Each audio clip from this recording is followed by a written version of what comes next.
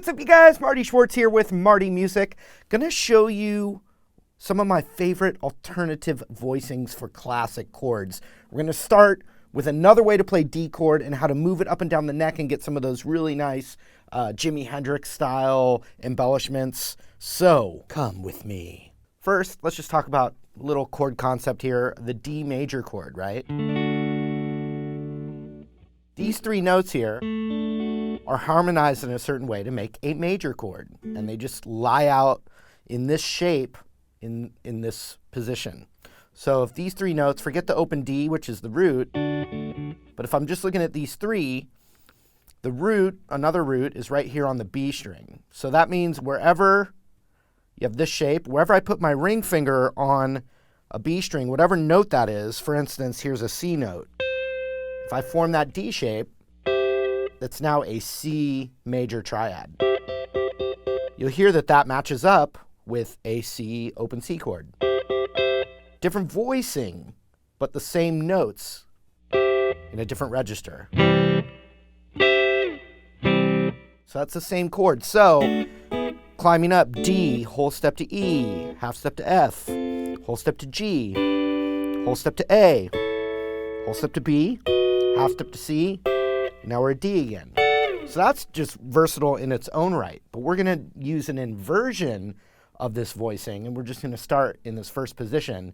But knowing how to climb up is going to pay off with your chord knowledge. So check this out. We have the D chord, right?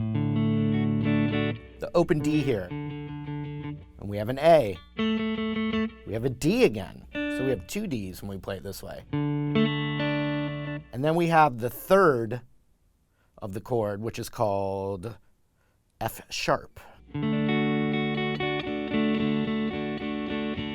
So to play a D major chord, it's made up of Ds, As, and F sharps.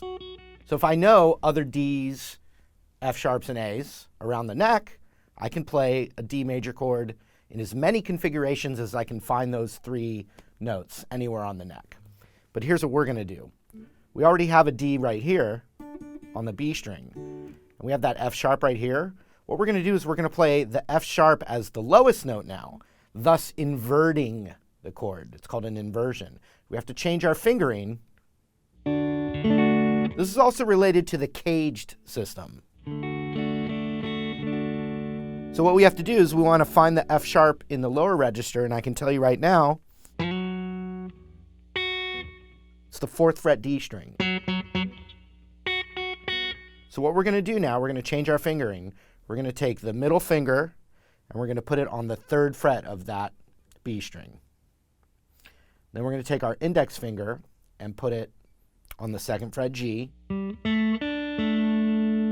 then ring finger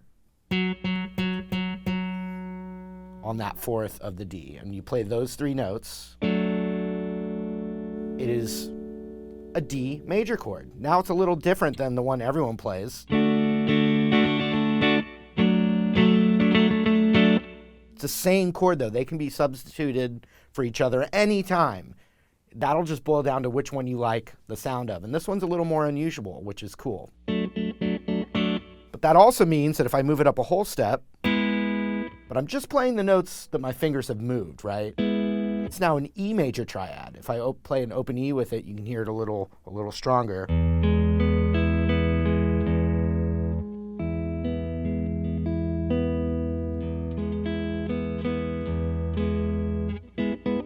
Half step to F. Now whole step to G.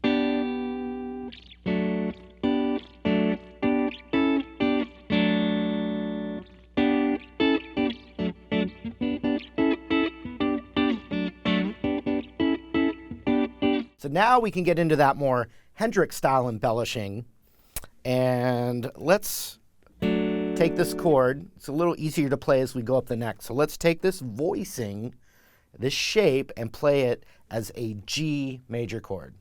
Let's see if we can do that. We got this voicing.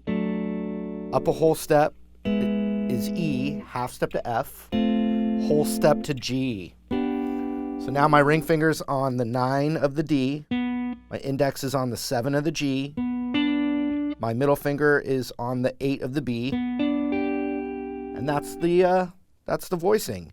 What I like to do is I like to take my index finger and flatten it across. Now, if you hit that high E, that's cool, but that's not what I'm doing it for. I'm trying to cover the D and G string with my index finger there, while these are still there.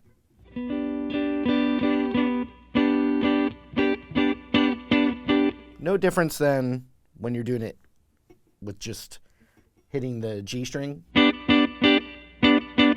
No different sound there, but we do this so we can hammer up on that D string.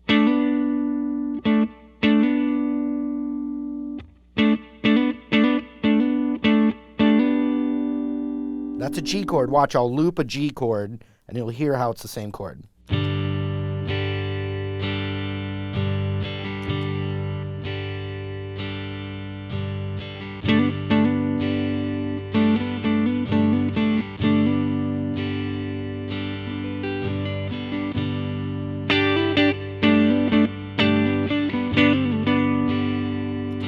So that's the next thing that we're going to do with that voicing is you can also hammer a whole step up on the G string. So I'm holding this little 7th fret D and G, and then middle finger is on the 8 of the B, and I'm hammering now to resolve the chord. I'm hammering to the 9th of the D string. But a really cool flavor and embellishment is hammering and pulling off on that G string.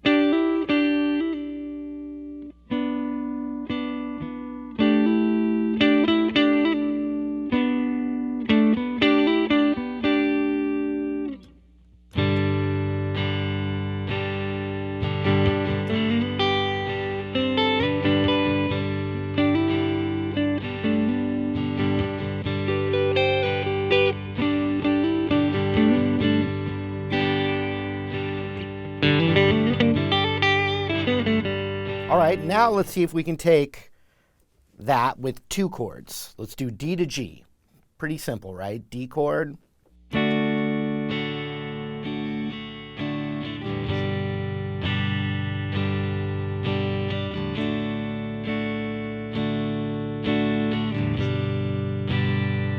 we go. The D would be right here. G would be right there. First one I showed you, last one I showed you.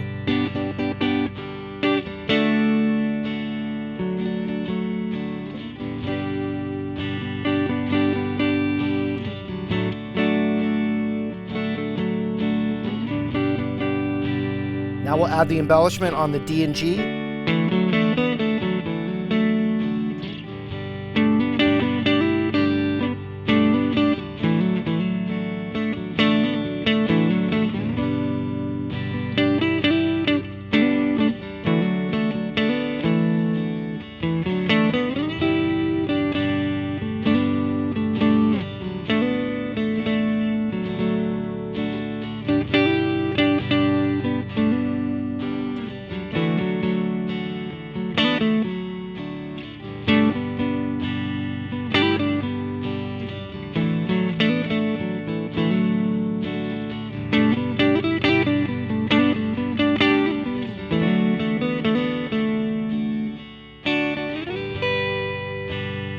Back to the original D if you want.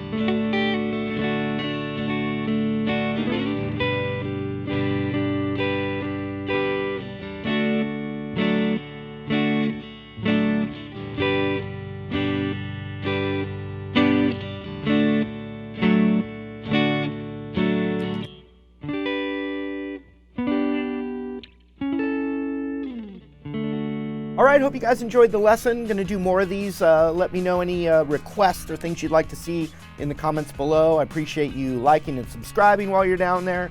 Also, I have free courses for you at martymusic.com. Thanks again. Hope to see you real soon.